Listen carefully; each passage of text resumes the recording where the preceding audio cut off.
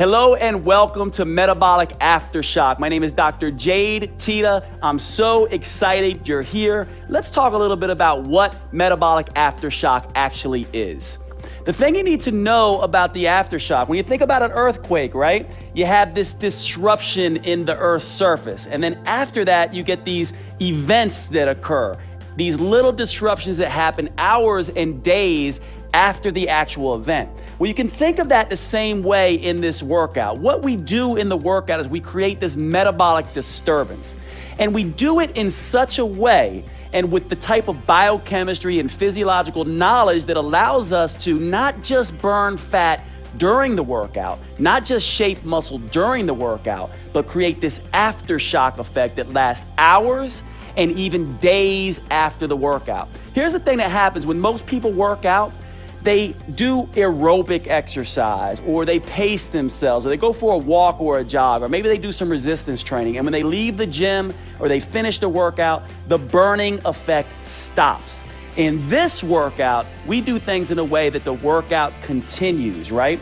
How does that happen? Well, after the workout's over, you have to use energy to recover from the workout, right? You have to use energy to repair the damage the workout has done.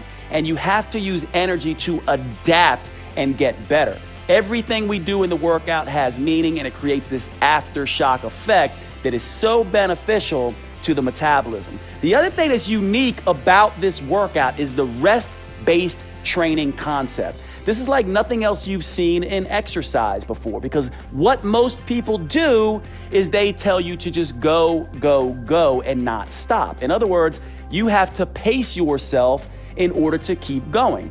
Now, we've all heard about interval training, right? This idea that you push hard and then you have to rest and you get a better fat burning effect. That is true, but it's not individualized for people. For some people, that's too tough.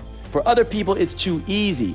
Rest-based training allows you to find the exact right intensity to maximize the metabolic effect, the metabolic afterburn, this metabolic aftershock that we're talking about. When you do it rest-based style, you take a rest when you need it, take as long as you need, and then get back into the workout when you're ready. It is like interval training on steroids, and the effect is magnified. Now, in this workout, you're gonna be doing some unique exercises, some things you may not have actually seen before.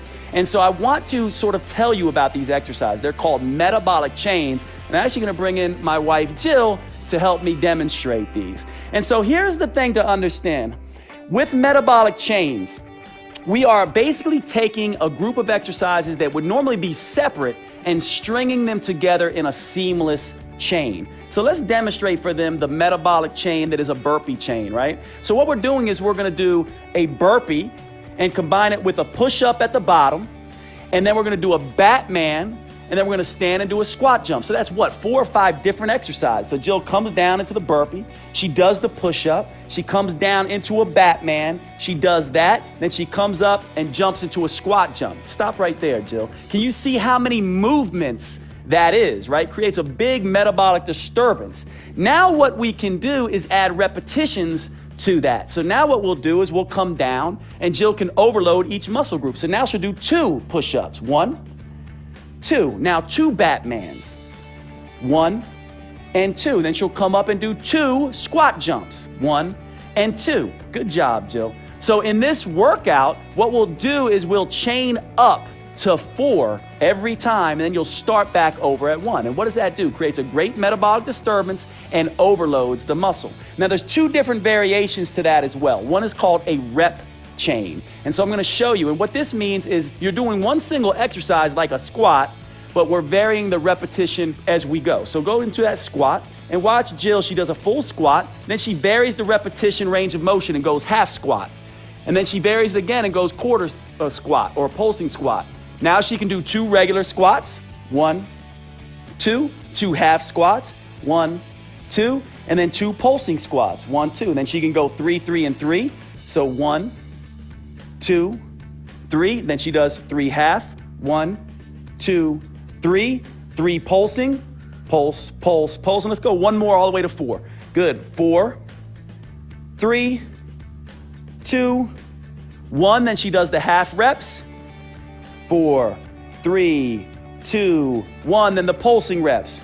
4, 3, 2, 1. And at this point, she'll start right back over at 1. That's a nice burn in the legs, right? And that's the whole point of doing these. They're really tough that way. So that's the first variation of metabolic chains. The next one is called a squeeze chain. This one's tough. So what we're gonna do is do the shoulder raise. And so Jill's gonna come out into a shoulder raise like this and squeeze the whole body.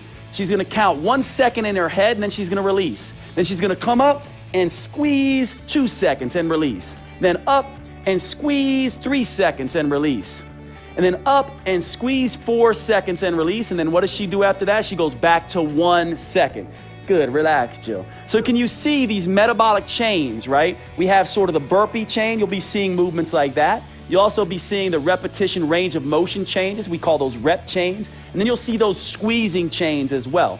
Now, don't get confused on this. It is normal when you first see these movements to kind of lose your count a little bit and be a little bit confused. You'll catch on really quickly, and they're devastatingly effective. And so that's what you need to know. I'm so excited you're here for the Metabolic Aftershock. Let's get started, guys.